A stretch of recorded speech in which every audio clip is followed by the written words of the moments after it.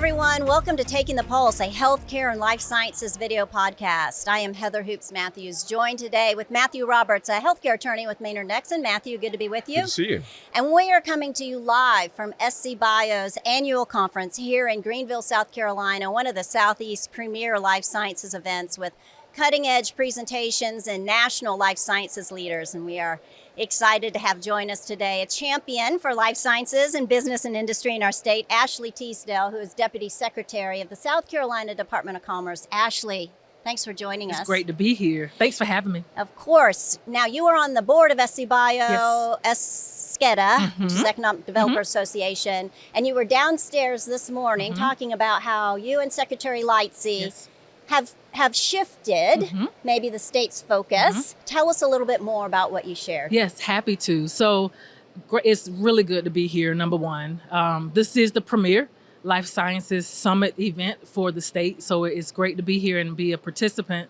But yes, just downstairs, was able to really outline some of the work and the progress that the agency has made in terms of our strategic planning process and really going through the journey of building a really flexible and clear roadmap for the future. Business and industry, they do this all the time. They evolve all the time. They have to always continue to look at what's around the corner. And we took a second to stop and look under our own hood and really talk about where we've been successful and where we're going. And I think that was a great process for us to go through. We talked to over 75 stakeholders, domestic and internationally, just to really talk about the agency, but also talk about the state. You know, what is top of mind? Where do they see that we have opportunities and gaps? And there were a couple of trends that really started bubbling up at the top, which is we have an opportunity to be a lot more creative and intentional in areas that's emerging more, emerging technologies and headquarters and R&D. We talked a lot about life sciences and what's happening in the space of really science and health and genetics and then how is AI and Industry 4.0, all of that playing into the future. So, you know, as leaders, as commerce, it's really important that we don't stand still. If you're standing still, you're not growing. And I think in terms of what we're looking at, economic diversification is really important. We are going to continue to be a manufacturing powerhouse. Advanced manufacturing will continue to be a priority focus for the agency and for the state. But I think we have a unique opportunity to look at areas like life sciences, advanced energy, headquarters and R&D to really help bolster innovation that's emerging across the globe and how commerce in South Carolina can really take advantage of that. Right. Well, you're here. The governor was here a few minutes ago. It's clearly evident that there's more of a focus now on life sciences. Can you talk a little bit about how the department is trying to recruit life sciences companies to come here and to encourage life sciences companies that are here to expand? Absolutely. So in terms of what we're actively doing, we're being a lot more intentional around mission trips and other type of domestic and international trade shows and engagements that we can take. We're being more deliberate about who we partner with in terms of consultants that are really working with clients in this space. We're wanting to spend a lot more time with our existing industry here in the state of South Carolina. So getting to really know and understand who are our life science companies here, you know, what is keeping them up at night and how can we help support that. But also, I think we have an opportunity to really think outside the box in terms of what type of entrepreneurship programs, innovation programs that we can bring to bear to really help spur. When you think about life sciences, so much growth happens in the ground roots, especially with startups and entrepreneurs that are trying to solve a issue, whether or not it's healthcare, whether or not it's health disparities, whatever that is. What can we put in place to help really support that? We got to think a little bit outside the box in terms of our incentive toolkit as a state. It's no secret that our incentive structure is a little bit more tilted towards advanced manufacturing.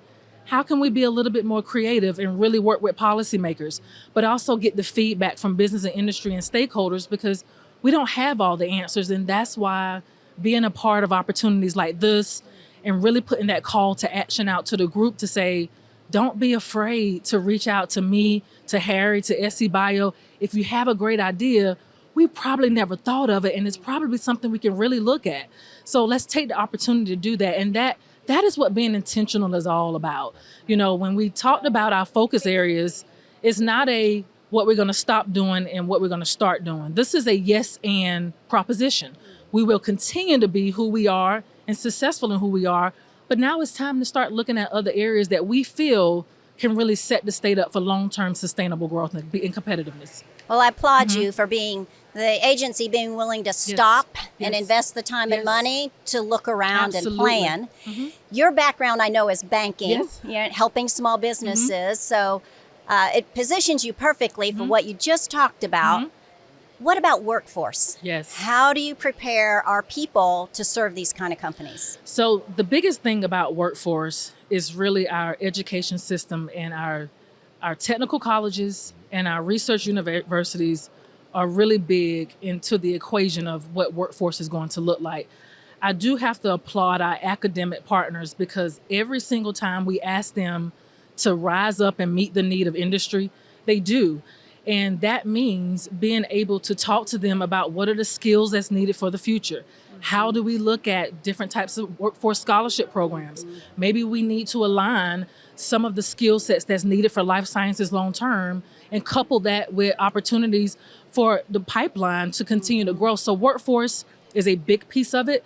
And I will also say, in terms of workforce, quality of life is huge for South Carolina. Workforce is looking for a balanced quality of life, and we have all the ingredients in our state for that. Absolutely. To be able to have that work, live, love, play model, and you can work where you love, to where you have a thriving career, you're solving problems and issues and challenges of today and for the state. And you have these opportunities for your workers, but they also have opportunities for their families. You can go to the beaches, you can go to the mountains, you can have this well-balanced life. And for this sector, that means a lot. Right. The quality of life piece means a whole lot. Yeah. So we're excited about that. But workforce is going to be key. It's our secret sauce, and it will continue to be the secret sauce. Yes, good. Well, the Department of Commerce has a new program, Innovation Month. Can you tell us a little bit more about this new program? Yeah, so Innovation Month, that started a few years ago, to where we partnered with the governor's office to put out a proclamation to really elevate the necessity and the need on a global level to really recognize who we are as a state in innovation. And we have been partnering very closely with our South Carolina Research Authority, which most people know as SCRA, Bob Quinn and his team and their leadership, and they've actually taken the ball forward to really continue to propel Innovation Month. But it's really about awareness. It's important to be able to bring to bear that this is important on such a large stage. When you're sending that signal, that continues to encourage new thoughts, new thinking, new collaboration. It's one thing to say it, but it's another thing to proclaim it and to be able to really put it out there that this is something important for the state. So I applaud our governor and our legislative leadership for really putting it out there, forward facing, and then continuing to push us and encourage us to continue to be innovative so we can continue to push it forward. Matthew and I were at SCBio in the fall, and we just had the former CEO of SCBio on here. So I know life sciences is a growing topic across the country. How can South Carolina continue to distinguish itself? That's an important question, because I am very passionate in terms of life sciences in South Carolina with us being true to who we are. The moment that we start trying to be somebody else in this space is when you're not going to be successful. We have to be authentic to where South Carolina is seeing the most synergies. Right now, we've been seeing so much growth in medical device and biotechnology. There's also opportunities in ag as well as therapeutics and orthopedics. We need to continue to peel those onions and see, is there any other gaps that we can continue to serve? But ultimately, we have to get our message out. We have to be crystal clear about who we are, what we have to offer, and take that to the streets, take that to the globe. But we have to be authentic and true. We're not going to be a Raleigh, and I don't want us to be Raleigh. We're not going to be Boston. I want us to be the best us, because we're really good at us, and we've had so much success already. We need to build on that momentum, tell the story. I mean, this industry is a $25 billion industry. We have over 1,000 life sciences companies here in the state. From 2017, it's grown annually over 40%.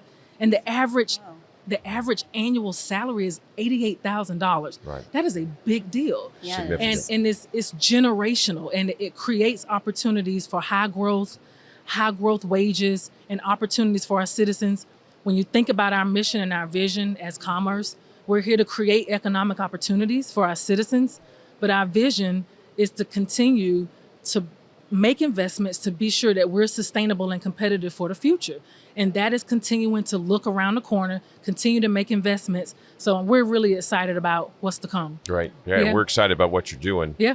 Can you talk a little bit about how the department is working with existing healthcare systems and the existing major research universities to help promote life science organizations in the state? Yes, we have to leverage our assets as a state. So whenever we are talking to a company that's looking at South Carolina, we will bring in our research institutions, our healthcare partners. You know, one example of that is a gym that most people probably don't know about, which is the Greenwood Genetics Center. Oh, yes. And all of the amazing Yes. work that they're doing. They're unbelievable. We have to tell those stories whenever you have a company that's looking into your state to really figure out, is this the right home for me? Being able to match up, here are the assets that's going to help you continue to thrive. And that's really important to connect those dots, because it goes back to the brand that we just launched, from launch to legacy, right?